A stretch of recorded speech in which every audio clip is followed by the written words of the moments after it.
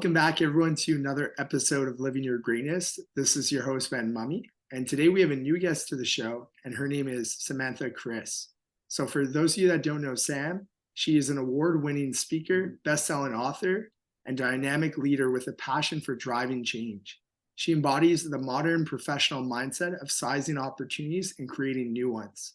Samantha's Real Goal methodology, introduced in 2017, is now widely adopted by individuals and organizations worldwide. Her mission is to empower others to excel personally and professionally. So Sam, without further ado, welcome to the show. I'm super excited to chat with you today. Hey Ben, thanks for having me. We cheated a little bit in that we had a pre-conversation, and so I know this one's going to be good. I've been looking forward to it since we got it on our calendar. Totally. I'm super stoked as well. So let's kind of hop in right away. Tell us a little bit about yourself. Where did you spend your formative years growing up? And what inspired you to become an award-winning speaker, best-selling author, and a dynamic leader with a passion for driving change? Oh gosh, where do we start? I feel like we should get some coffee or something. This is a story. Where did I spend my formative years? You know what? I moved around a lot. We moved between both parents, I would say, I think close to 19 times in 21 years. And so my formative years were kind of on the road, and I changed schools a lot of different friend groups. And fortunately, I had parents who are just amazing, very supportive, very loving, and saw and really positioned each one of these change in sceneries as opportunities. And so every time I started a new school, it was not like, oh man, I got to leave my friends behind. It's like, oh man, so many new friends to make. This is going to be great. And they were so aware and conscious about making sure that, if I had left a school or friends or a neighborhood or whatever behind, that I would see them regularly. And so I never really felt kind of entirely uprooted, but always felt that we were on the go. And I think that's where a lot of my passion about change and leaning into change really started to sprout or to grow, if you will, because I'm someone who leans into change rather easily. I've had to out of necessity for the bulk of my life. And so what I have realized growing up is that not a lot of people, A, have lived, the life that I've lived, but B, their relationship with change is very different. And so I've kind of taken it upon myself to really understand what about my relationship with change can be transferred to others, whether or not they've lived the path that I've lived, so that they too can lean in with a little more ease, curiosity, and enthusiasm. I love that. Well, thanks, for giving a background about who you are and, all the change that you experienced, through your adolescent years. Mm-hmm. But also even what you've continued to instill, I would say, in your lifestyle, whether it's personally or even professionally. And that makes me think too, I think you've always been someone, from what I've understood from, meeting you a couple weeks back, and then also seeing, like the TED Talk that you did in 2018 on, setting goals that matter. You're someone Mm-hmm. that definitely leads with intention and definitely has core values that you live by. So the question that I have, based off of goal setting, if we could hop into that direction, is how can we effectively use goal setting to prioritize and integrate our emotions at the core of achieving our desired outcomes? I mean, first and foremost, I think that requires at least some degree of self-awareness. I mean, you have to be aware of what you're feeling in order to integrate those emotions. You have to know what it is you want in order to anchor that want into something that really matters. So I think that's a really good place to start. And a lot of times when I work with people or even just talk to people about the subject of goal setting, I'll always start with why. And in true Simon Sinek fashion, kind of just get to the core of like, hey, why does this matter for you? And so often that is not apparent, which doesn't mean that it's not there. It just means that they haven't necessarily peeled the layers back to understand, why does this matter to me? And I think that's in part because we get either bogged down or caught up in societal pressures and what our family wants for us, in the expectations of others, and what we quote unquote should be doing at this stage of our life or our career. And if we can leave that at the door and kind of just put that down for a minute, just for a minute, and really question, why do I want this? A lot of clarity starts to emerge in understanding like, hey, this would make me feel really good because, or this would make me feel really accomplished or at peace or successful or happy, joyful because. And until we figure out what that is, I think it's really difficult to anchor that into emotion. But I think it's a necessity because only when we feel emotionally connected to our goals do we have the resilience to actually stick to them on the days where we're not going to want to. And those days are inevitable.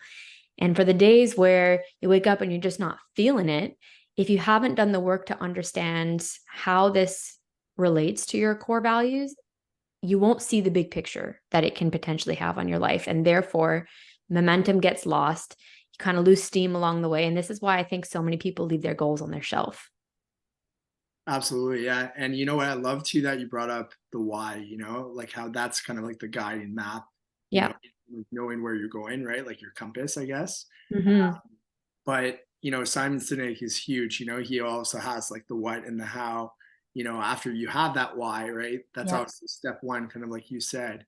And I think you nailed it too in terms of talking about even how, knowing your core values, which I think Mm-hmm. sometimes we live in such a busy world and sometimes we get caught not always taking a moment to pause and kind of think like, okay, what are values that make me feel great, or make me Mm-hmm. feel happy, right?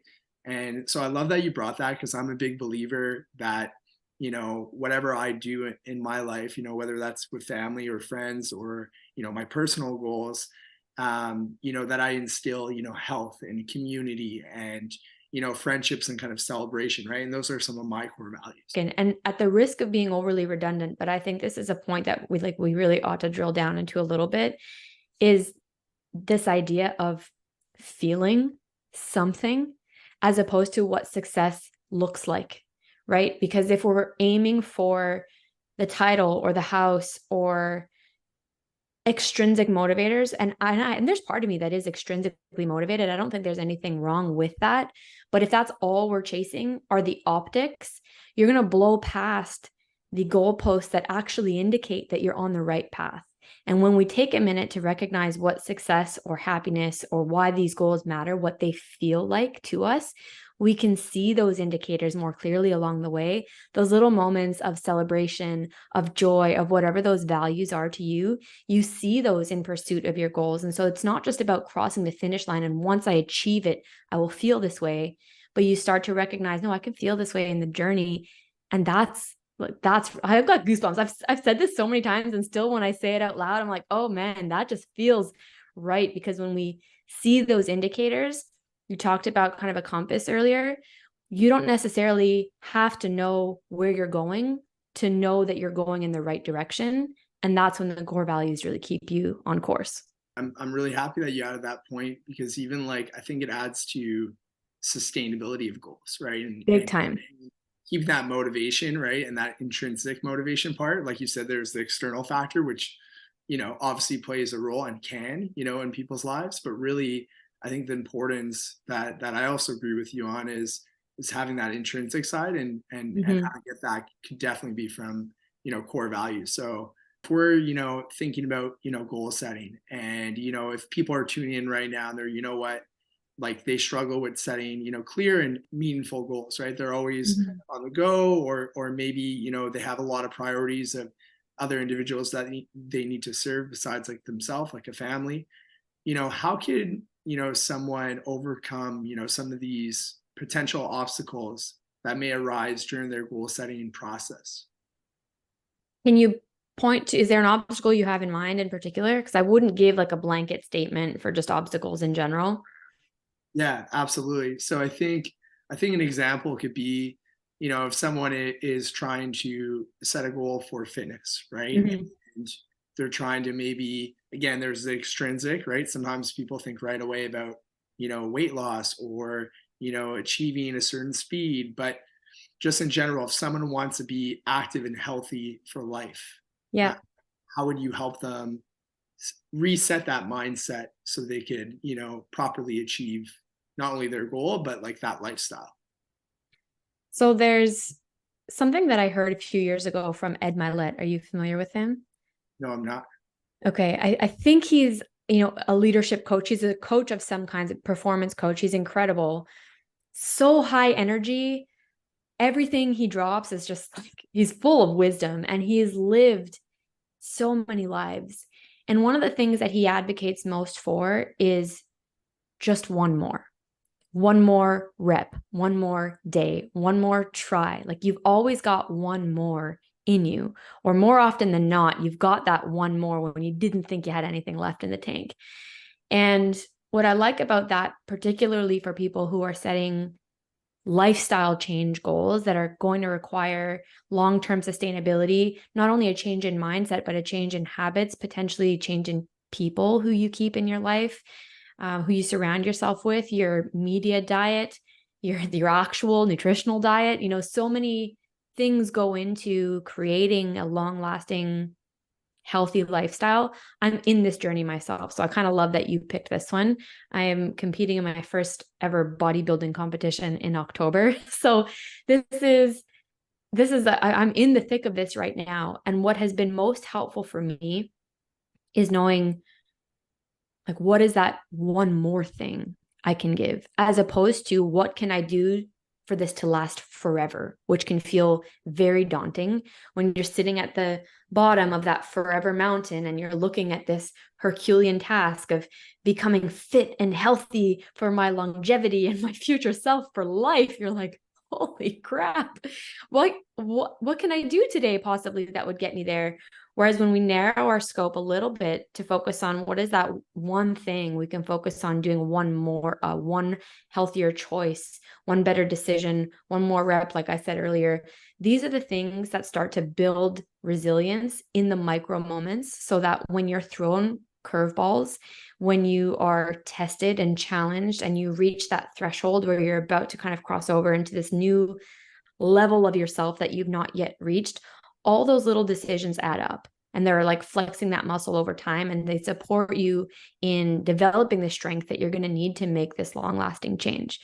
So I don't really focus so much on let's paint the picture of forever so much as I do on building an action plan. And so in the real goal method that you mentioned earlier, A is for inspired action. And so it's not just about what bite-sized chunk can we do or can we take or step can we make today, but rather what is going to inspire you to take that step, because then we can approach it with curiosity as opposed to it just being something we need to do.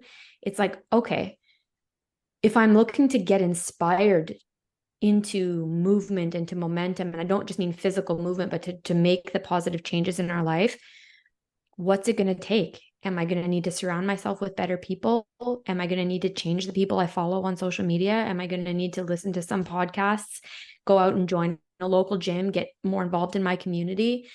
But then you can approach it with curiosity and inspiration as opposed to like, man, I have to do this today. It's like, no, what can I do that will make this easier? This is a long answer. I'm going to pause there. Yeah, just being more, how do I say, aware of your actions, or kind of like you said, like micro changes, right? Yeah. Like you make so many decisions on a daily basis, whether that's for eating or, our investments or whatever in lifestyle that, people choose to do. Yeah. So, I like that you pinpoint that, and that you even, supported that with, your environment, right? Whether that's Big time. the people that surround you and kind of lift you up, right? And I'm a big fan of like the quote that kind of Tim Ferriss says of like, you are the average of the top 5 people that you spend your time with, right? Yeah. So yeah, no, that's huge. I think that's really good advice, and I think a lot of people will appreciate. Something that I want to really highlight, and shift to is, you worked for Goldcast, which I think is pretty cool, probably a memorable part of one of your careers that you've done, and they're a leading, empowering media company. I think they have had some incredible, inspiring individuals like David Goggins, for example. Big time. So a question I have for you, can you tell us a little bit about this, experience? Like, are there any memorable stories or highlights that you want to share with my listeners? Oh my goodness. Truly one of the best experiences of my life. Not just my career, but joining the world's leading empowering media company. You got to walk the talk. This is a company that is built on the foundation of personal development. And what I loved most about my time there was how much it challenged me as a person to really become my best self. And it's a startup. There's a lot of things that the organization was doing for the first time in my time there, which some of it was really exciting, groundbreaking. Some of it was frustrating coming from a more structured organization that's like, man, how do we not have this figured out yet? But how wonderful it is to be part of kind of the founding crew or the initial people at this stage in its journey to build that so that it can take off like the rocket ship it is. And what I loved most about my time there, they really, really put an emphasis on understanding yourself. So coaching was made available to employees. We had like a personal mindset coach that was brought in as a consultant by the company. Members of the leadership team had a leadership coach. And we also had a resident archetype expert to really understand our own archetypes, the archetypes of people on the team, and how we can collectively work together.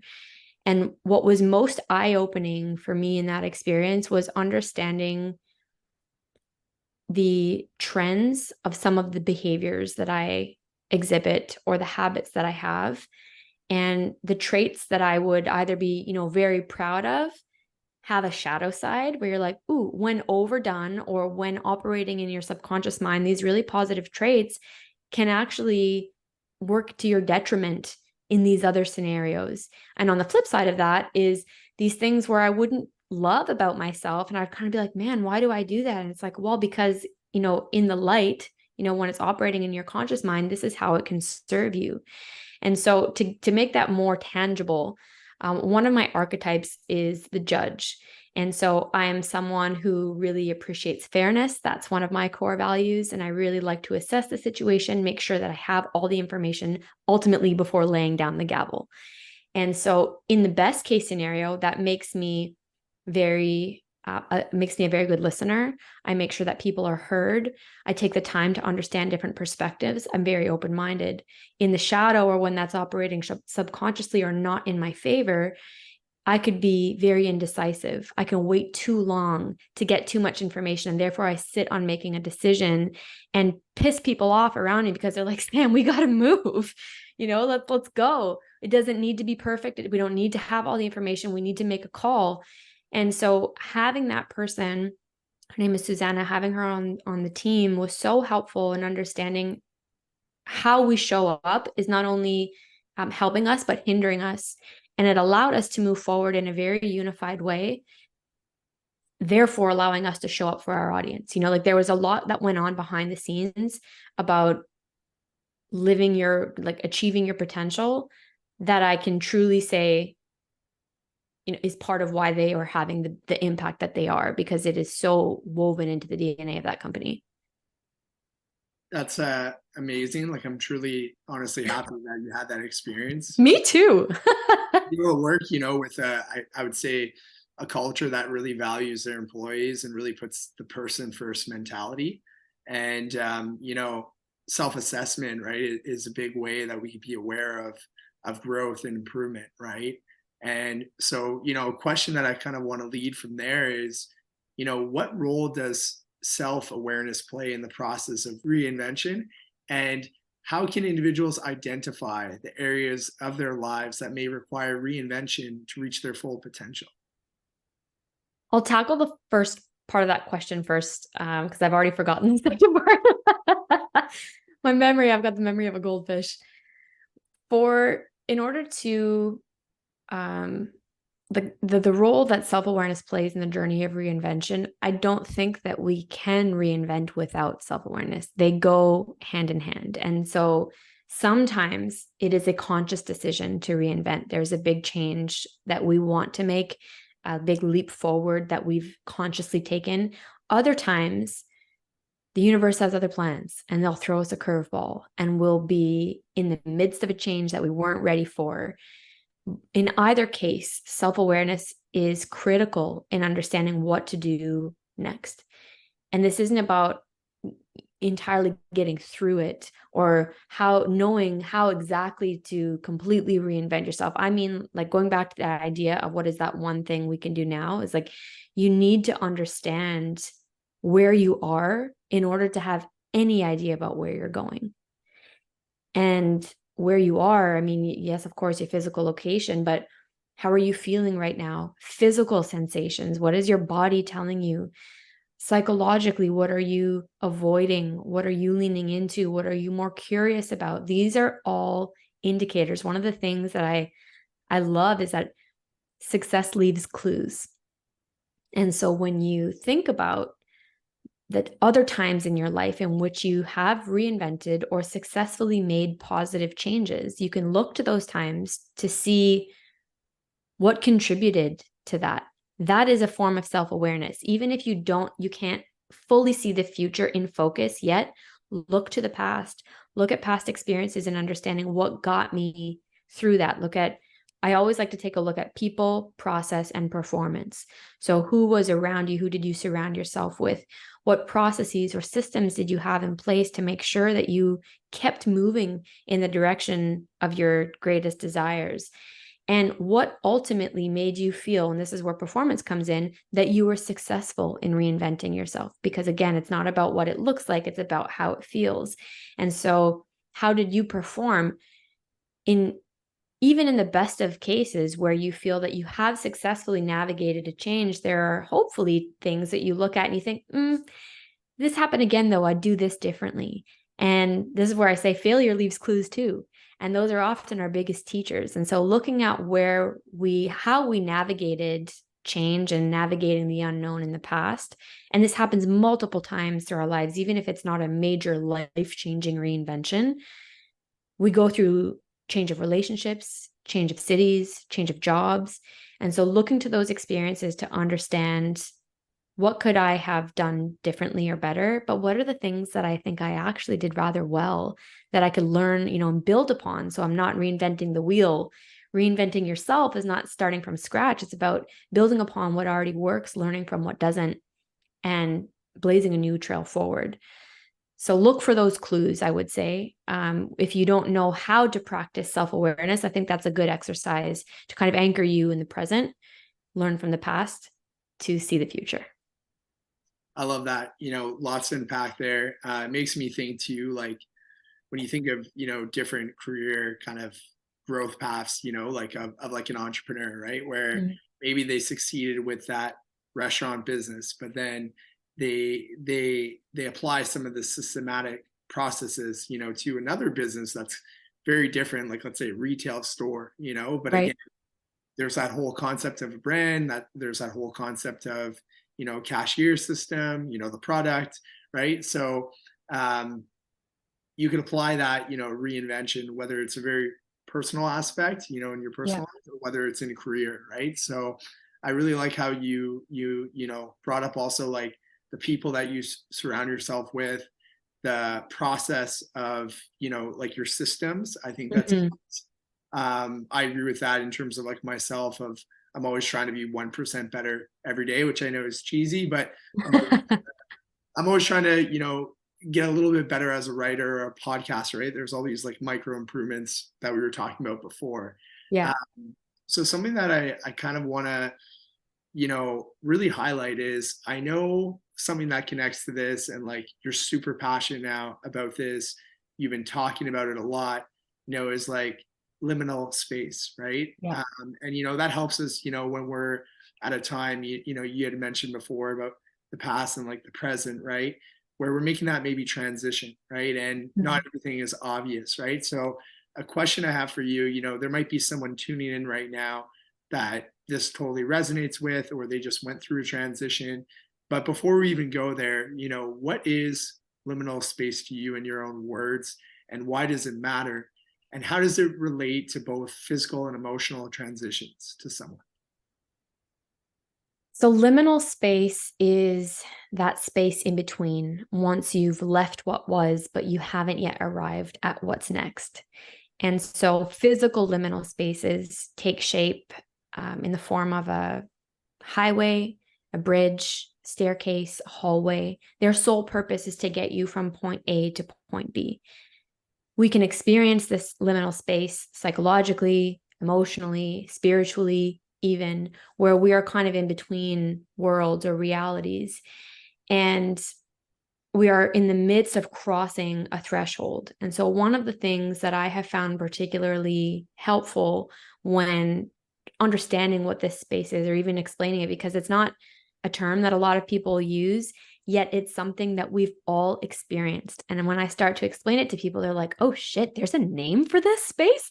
And so many people are in it right now. It's such a universal experience. And like I said, we experience these little mini moments of reinvention throughout our whole lives. Liminal space is something that we have and will continue to experience. And I think the better we understand it, the easier we can not only navigate it, but the more we can appreciate what this space holds. What's helped me a lot is likening it to a term we're more familiar with, which is subliminal. And so we hear about subliminal in the terms of subliminal messaging through the context of marketing or media a lot of the time. And so subliminal means that it is happening below the threshold in your subconscious mind. So there are things that you are aware of, that you are absorbing, that are informing your thoughts, feelings, and actions that you are not aware of. Like you do not know how those are impacting you in your conscious life. When something triggers a sensory reaction, it crosses that threshold into the liminal space, into your conscious mind. You might not understand what that is yet, but you start to become aware that you're thinking, feeling, and acting differently. And you're like, something's changing. Change is afoot. And you're kind of looking for those clues as to, hey, what's going on?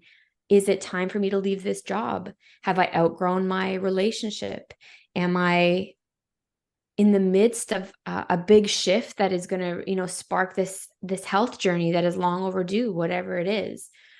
And being in this space can feel very disorienting, because when you enter liminal space, again, you're leaving something, something that is comfortable, and you're en route to something that is undetermined, undefined, and perhaps still needs to be built. So being in this space, it could be very exciting. It could be very isolating, but there's not a lot of answers. And this is where going back to your prior question about self-awareness is really important. And I think a lot of exploration is done in this space to know, who am I really? What do I want? And what is it going to take to get there? And I don't think that the answer is waiting on the other end of this space or proverbial pathway, but rather this space is where you can lay the brickwork. You can lay that foundation for those steps to rise to meet you once you make it to the other side. Awesome. So then my follow-up question to this would be like, okay, if someone, is looking for maybe, let's say, leadership qualities or skills, that would be valuable to them, navigating or experiencing these challenges, of liminal space, how can these be cultivated? And like, what are some of these, skill sets that you would recommend? So before getting into skills, I would encourage people to think about their relationship with change, because the skills that you need to develop will be different. The way that a leader steps into liminal space is different than the led, in my opinion. And I don't think that's a bad thing, but there are certain people like myself who are very jazzed about change. I fear boredom more than I fear failure. And so when things get stagnant and comfortable, I am like looking for an out. I don't feel my best self. I don't feel creative. And so I need things to be constantly in motion. So I see this space as a challenge that I want to conquer. It doesn't mean that I don't have difficulty in this space. I certainly have, but I see it as an adventure. One of my other archetypes is the explorer. So I see this as kind of like, an opportunity to build, which is where I thrive. There are other people who like structure, who like consistency, who need things to be predictable. And we need those people. We need them on our team. We need them in our family. We need them in our lives. And so first and foremost, we need to understand how we react in times of change. The reality for everyone is that change will trigger our fear circuitry. So our amygdala kind of gets triggered when we're presented with something unknown, and it's going through the database of our brain seeing like, hey, have we gone through this before? Do we know how to get out of this? No. Okay, abort. Like, let's not go this direction. This direction means danger. And you've got the people like me who are like, danger's great. Let's go. And then we've got the other people on the other end of the spectrum who are thinking like, no. Danger is not the direction in which we should be going. We should be playing it safe. There are more things we need to consider. And so once we understand our relationship with change, I think then we can look at the skills that we need to develop. What I will say, though, as a common denominator, regardless of where you fall on that kind of change spectrum, is adaptability.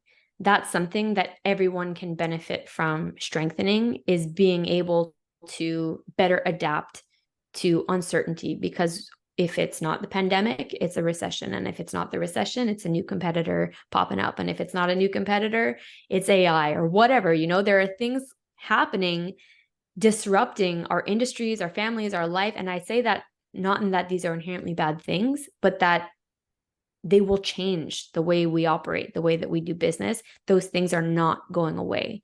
So the sooner we understand how we emotionally respond to change, and the more we can develop our skill set at adapting to change, becoming more resilient in those micro moments, the easier these bigger shifts start to feel.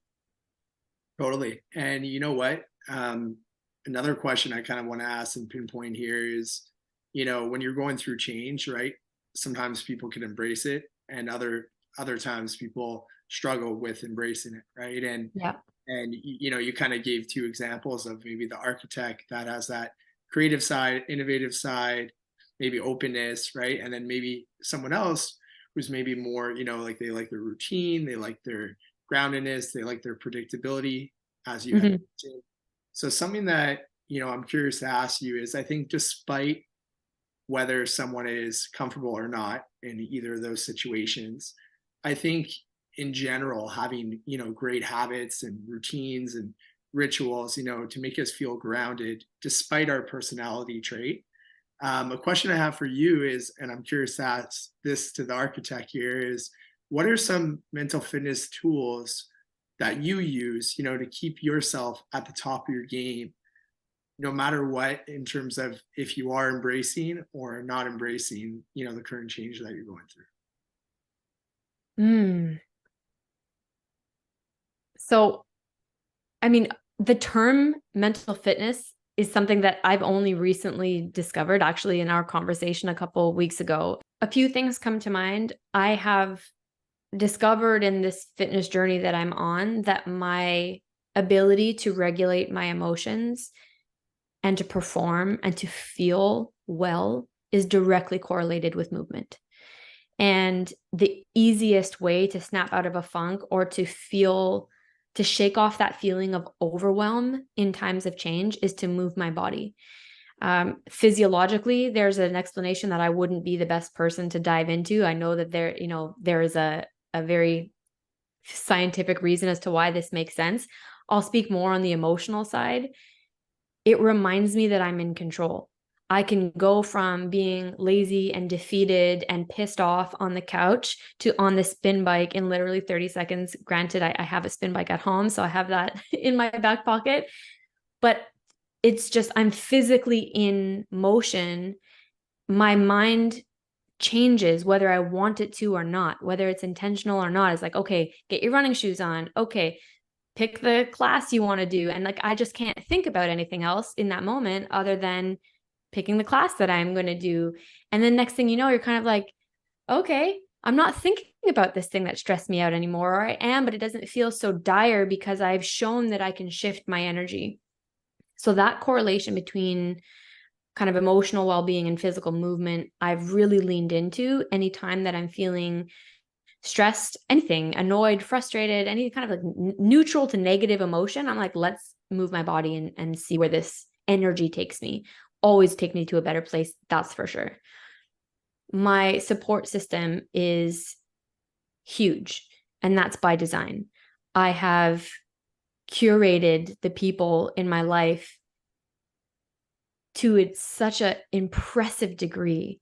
I am profoundly inspired by the people that I spend my time with, and I love spending time with them. And there is no one in my life who I'll walk away from a lunch or a Zoom call or anything and think, oh, that was a waste of time. Or, I'm feeling worse off having spent time with them. And what I love about spending time with kind of high vibe people is that they're also working on things that inspire different ways of thinking for me. And that's been really key because we draw parallels in others' experiences, but also in the success of others, we can start to see ourselves in their story and think, hey, if they can do this, I can do that thing that I'm thinking about. And then you have someone, you've got this hype squad kind of in your corner cheering you on now that they know what you want to do. They're like, hell yeah, you can do this. What's it going to take? How can I support? And so that's been a very intentional shift in my life, is spending time with people who I'm very inspired by. And I mean, there's so many things, but I'll kind of wrap this up with the more systems based thinking.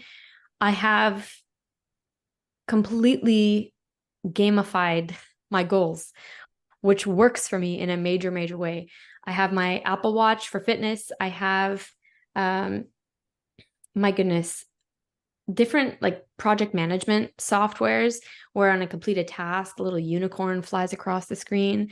I mean, those little dopamine hits like, hey, good job, especially when you're working for yourself or you're working on a goal that is, in solitude at the moment, for the most part anyway. Those things are so helpful to just feel like, you know what? Yes, this did matter. It will have an impact on the big picture. And it's kind of encouraged me to also just be my own biggest cheerleader. And in those moments where no one sees the work that goes in behind the scenes, you kind of need to be because otherwise it can all start to feel a little heavy.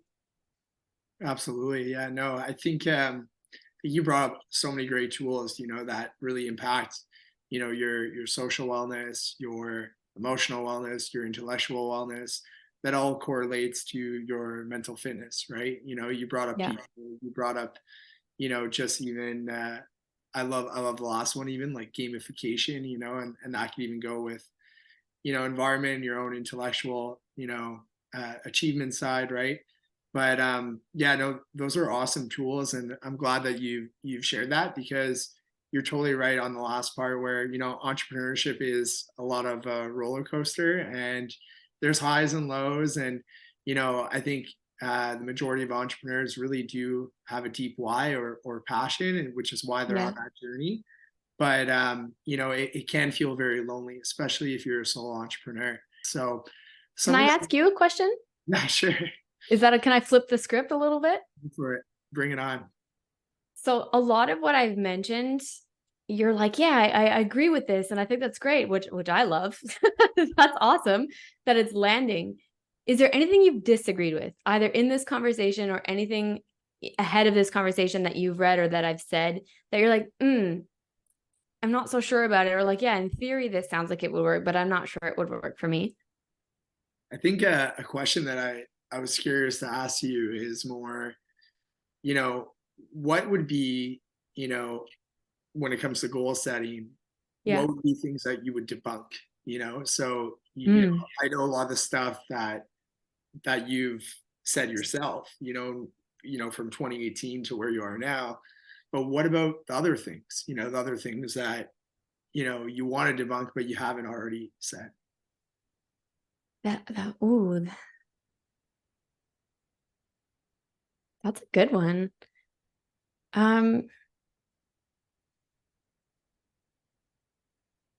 That I haven't already said.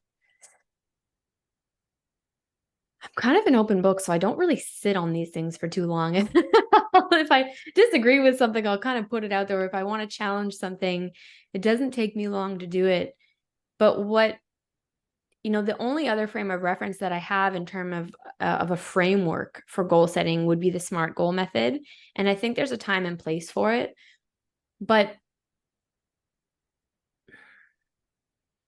there definitely is a time and place for it. But when I think about the acronym, so for those who aren't familiar with it, it's specific, measurable, actionable. I think results might be the R, and time bound. I've done this with the real goal method, but perhaps what I haven't been super explicit about is the time bound portion. I think that when it comes to business or when it comes to projects, it's very important to have a deadline and to know what it is we're working towards. But more in reference to our personal goals, that goalpost moves all the time, or has the potential to anyway. And I was just talking to a friend yesterday, and she's someone else who was, hyping me up. And I was like, man, what are you working on? How can I return this favor? She goes, well, I'm writing a book right now, and I want to get it out by this year. I said, man, that's great. When did you start writing it? She goes, 2019, like I was supposed to publish it in 2019, and then 2020, and then 2021 and 2022, which is like, this is my year. And I think by putting those deadlines on dreams, and I'm not talking about projects, but I'm talking about the things that have the potential to change the trajectory of our life, can do more harm than good. And if we put so much weight and emphasis on getting it done by a specific time, we might cut corners. We might do it for the wrong reasons. We might partner with the wrong people, romantically, business-wise, otherwise, to make sure that we achieve that deadline. I even think about my first book, which I'm very proud of. I love Bossing Up. I read it now. It's not the book that I would write today. I think that would be true for any kind of piece of literature that's written in a point in time. But part of it is because I had a deadline to get it published by the time I was 30. And on my 29th birthday, I was like, oh shit, I better start because I hadn't started yet. And I was so concerned with hitting the same word count as other books in my category, it being a bestseller, and it being out by for no other reason of it just being a deadline that I gave myself by the time I was 30, that I don't think it's the best book that I could have written. And the book that I'm writing now is coming from a much more heart-centered place. It's taking much longer than I anticipated and that I wanted. But I feel that by the time I'm done with it, it will be truly reflective. It will be like the piece of work that I really want to bring to the world. So I would challenge that time-bound piece.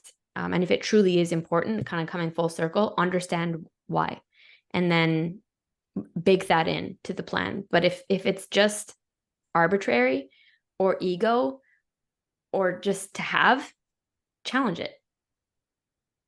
Yeah, and I think also too, something not only based off what you said, but something that I think that I want to add Please. is I'm big on intention and creating meaningful goals, and I feel like we live in a society that's always so performance based.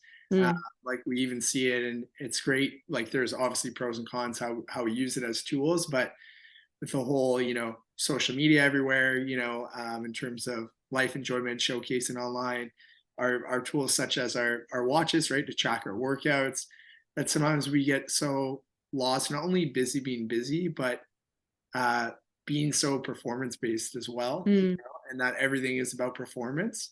Yeah. And I think I'm a big believer that, and this kind of goes with your time bound piece, that it doesn't always need to be about performance. Performance will come with high value content or high value work or high value enjoyment.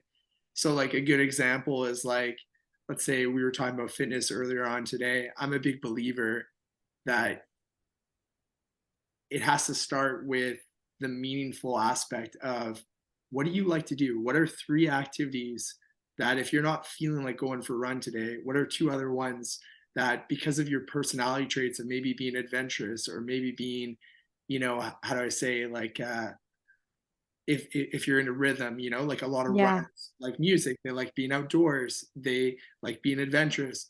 So you're probably going to maintain that activity because you enjoy it, right? So it's going to stick, right? So I'm a big believer that no matter what you do, you need meaning, Mm, And I feel when we look at the word, SMART goals, that's one thing that always stuck to me, even when I was back in my, I don't know, adolescent years of, age 16. I always saw like, there's more to life than, becoming a good athlete. There's more to life than, succeeding with sales goals, right? But it was always like the meaning that kind of really got me kind of intrigued. So I think there yeah, needs to be a double M in the SMART goals. So love it. Smart. But good talk, good talk. Something that I want to transition to that I ask, every guest that's been on my show is, the whole purpose of this podcast, going with meaning here is, to really inspire millions of people, to achieve greatness and enhance their overall personal well-being. So my question for you is, what is your definition of greatness? I'm going to cheat a little bit, and it's my definition of success, but for me those are kind of synonymous. I will not be successful if not great, and I cannot achieve greatness if I'm not successful. And I heard it at a conference a few years ago, and it resonated so profoundly. I don't know, for those who are actually watching the video, I've got Arlene Dickinson's, all her books are on my shelf, and it was her who said this. She said, success is when the depths of your courage matches the height of your dreams. And I would say the same for greatness. And that is something that I have chosen to live by since the moment I heard it. Greatness requires you to have something in the depths of your soul that you feel you are meant to do. And I don't necessarily mean that in this is your life's purpose, but even in that moment in time that you feel you cannot ignore, you are compelled, it is part of you in that point in time, to reach to the depths of that desire and bring it to the surface and higher than your biggest dreams possible. Man, that's greatness to me. I love that. That's powerful. Yeah. A follow-up question from that is, based off your definition of greatness, and now going through, like the kind of like my show and kind of what it's all about, who is a future guest, someone that you know personally that you would love to see on the show? Ooh, who would I love to see on this show? Marsha Van Weinsberg comes to mind. She is a 7-time best-selling author. She has one hell of a story, and she empowers people through coaching, but also she's building a self-publishing platform where she supports others to share their stories with the world. She helps them to stand on their story as opposed to being stuck in it. And I think there are so many times that we know we're capable of greatness, that we want to be great. There is a desire for it, but we are so stuck in the weeds of our circumstances, of our past, of experiences that we've had, rightfully so in some cases. But her magic and her greatness is being able to kind of peel that back, not get rid of it, not blame it, but not be victimized by it anymore. Stand on top of it and use that as a foundation that really propels you and others forward. And I think she would be a kick-ass guest. Sounds like a super good fit. Yeah.